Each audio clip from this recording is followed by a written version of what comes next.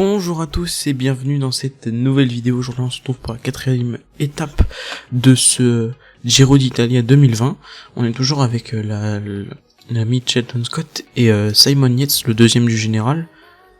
On va essayer avec cette arrivée vallonnée de shipper le maillot de leader, le maillot rose de Bokemolema, de leader de ce Giro. Et on est tout de suite parti, on va mettre tout le monde à 80 comme d'habitude. Hein. Voilà, on va dire que Jack Bauer va protéger Simon Yates, ok, Jack Egg va protéger Kevin Groves. Ouais, Kevin Groves, non, il va pas faire quelque chose. Protéger Daryl Impey, non. Hop, Cameron Meyer, tu vas protéger Jack Egg au cas où. Et qui on va mettre?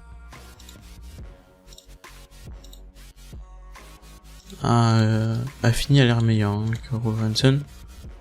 Hop, du coup on est parti. Alors à l'avant, on a des hommes qui partent. Hein.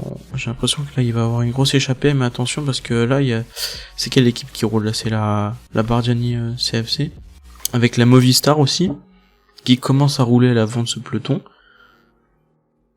Est-ce que derrière non, Bardiani il roule plus. Personne ne roule à part certaines attaques.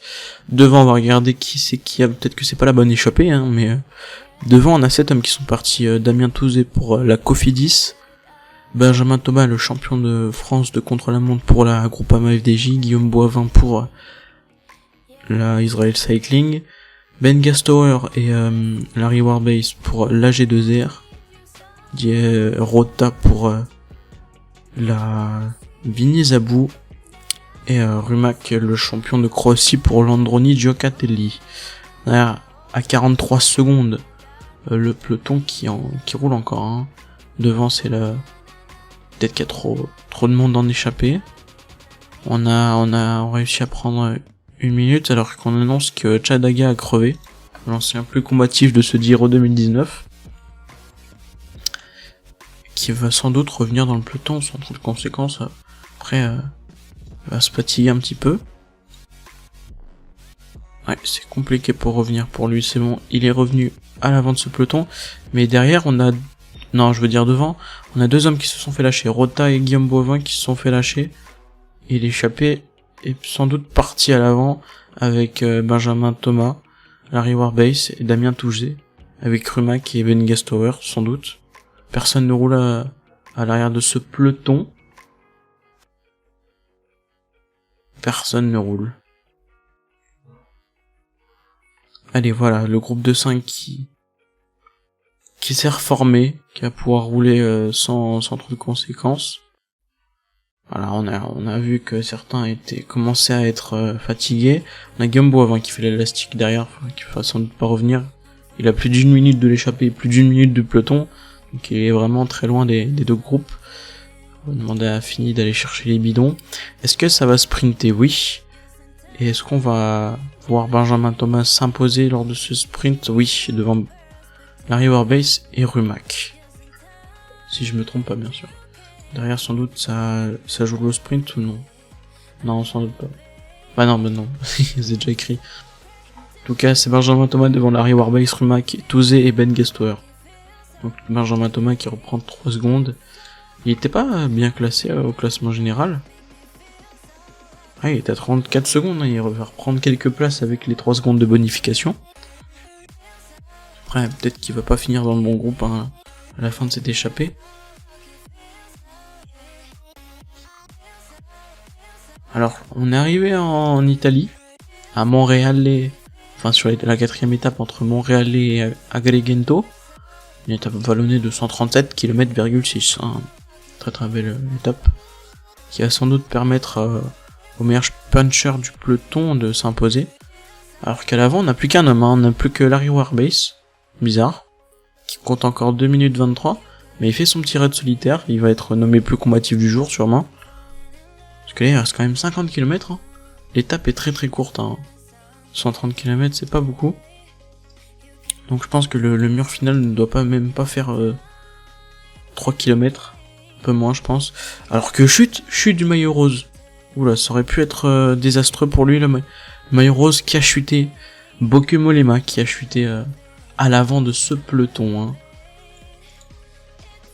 Heureusement, notre Simon Yates national n'a pas été pris dans cette chute, heureusement pour nous. On va demander encore à fini d'aller chercher les bidons. Hop, voilà. Alors derrière, on a déjà un lâché, c'est Guillaume Boivin, hein, le sprinter canadien de la team Israël, qui est lâché à plus de 6 minutes du peloton, hein, qui va sans doute finir en lanterne rouge, à moins qu'il a 57 secondes. En tout cas, on arrive dans les 30 derniers kilomètres de cette étape. On mettra en x1 dans les 20 derniers. Faut bien se placer là avec nos coureurs. De toute façon, là, on a Simon Yates, est très bien. Il a un petit plus 1 aujourd'hui. Donc ça va, il y a pas mal d'axels, pas mal de vallons. 79 vallons. Il peut espérer faire quelque chose aujourd'hui. Si on arrive à finir dans les 3 premiers sans que Bokemolema ne finisse devant nous, ou derrière nous, on peut lui choper le maillot rose. On rappelle que les deux hommes ne sont qu'à 1 seconde d'écart au classement général. Hein, donc après on est qu'à la 4e étape. Hein. Demain ça va se voir qui sont les hommes en forme et qui ne le sont pas. Parce que demain c'est quand même l'étape de l'Etna. Hein. Alors que c'est bon, tous nos coureurs ont des bidons.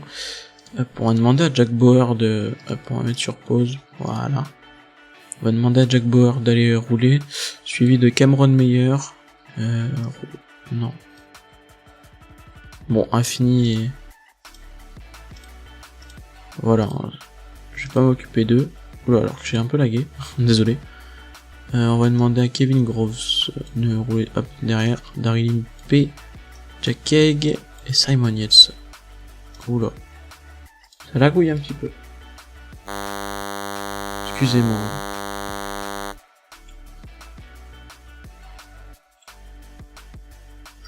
Alors, c'est bon, tout le monde suit. On a juste Kevin Groves, s'il est pas là, il est où? Kevin. Avec Daryl Impey aussi. Qu'est-ce qu'ils font?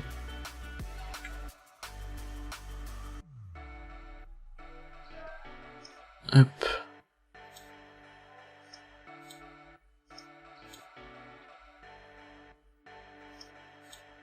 Non, je suis bête. Hop. Voilà, et Kevin Groves et Daryl Impey, on va leur dire de s'enlever parce que du coup maintenant ça sert à rien qu'ils viennent. Hein. On va juste mettre à 80 Jack Bauer pour ne pas qu'il se fatigue trop. À 12 km de l'arrivée, on a Alexander Christophe, le sprinter et le meilleur sprinter, donc le maillot Cyclamen pour l'instant de ce Giro qui a gagné l'étape d'hier en Hongrie, la dernière étape de Hongrie, alors qu'on entre dans les 10 derniers kilomètres. Allez, on va accélérer maintenant avec Jack Bauer. On emmène là avec tous les Australiens pour le Britannique Simon Yates de notre équipe. On a aussi la Movistar qui roule avec la Brandsgreux. Ulrensen qui vient et qui... Ouais, on va lui dire de... Ouais, on peut même accélérer. Ou quoique... Hop.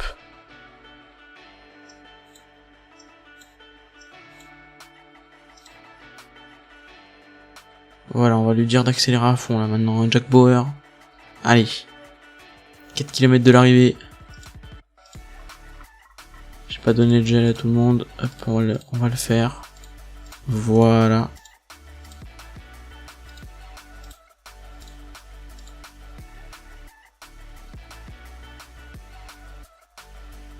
On peut même lancer Jack Egg. Maintenant. Allez, Jack Egg qui emmène bien. Hein.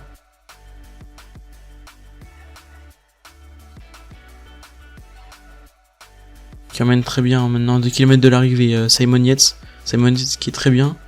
Dans la roue de son poisson pilote, on va dire. Hein. Hop, et maintenant on va emmener pour Simon Yates. Allez, 1 km de l'arrivée, on va lancer tout le monde.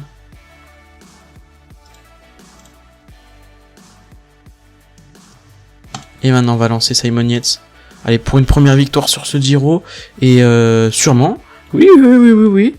Et première victoire pour la team Mitchelton Scott sur ce Giro d'Italia devant Bokemolema, Simon Yates qui vient prendre le maillot de leader, le maillot rose à Bokemolema, troisième Tom Dumoulin, quatrième Wout Poels, donc le Britannique qui s'impose devant 3 Néerlandais, mais première victoire pour la team Mitchelton Scott sur ce Giro d'Italia 2020.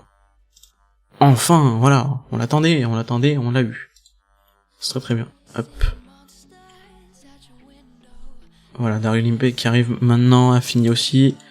Les quelques lâchés vont arriver aussi. Peluki, Larry Warbase. Et Guillaume Boivin qui va perdre à peu près 10 minutes aujourd'hui. Voilà, on le voit arriver à près de 12 minutes même. 13 minutes. Ouais. Même 14 minutes. Le croire... Canadien de la team Israël, mais voilà, hein, on voit bien que Simon Yates était le plus fort aujourd'hui, qui était très bien emmené par Jack Haig, notre second leader, notre Australien, qui l'a très très bien emmené pour ce sprint, hein, il était facile hein, aujourd'hui Simon Yates. Voilà, premier podium pour la team Mitchelton Scott. Voilà, Simon Yates devant Bokemolema, Tom Dumoulin, Wout Poels, Mikel Landa, Miguel André Lopez, pardon. Et Simon Yates, voilà, qui vient prendre le maillot rose de leader devant Bokemolema pour 3 secondes. Et on voit que Tom Dumoulin a plus de 15 secondes, 14 secondes. Et après, c'est à 20 secondes. Hein. Voilà. Donc, maillot de meilleur grimpeur. On aura Simon Yates deuxième derrière Samuel et Battistella qui le garde encore une fois. Simon Yates meilleur sprinter, maillot Cyclamen, qui sera porté sûrement par Bokemolema. Meilleur jeune, c'est Filippo Ganna devant Eduardo Affini, notre coureur. Et la meilleure équipe, c'est la team Mitchelton Scott. Comme d'habitude, merci d'avoir regardé cette vidéo. On se retrouve demain pour l'Etna, ça va être chaud. Ça va être très très chaud car c'est un volcan. Eh oui, pire blague ever. En tout cas, moi je vous retrouve demain pour une nouvelle vidéo, c'était Elmiot, à demain.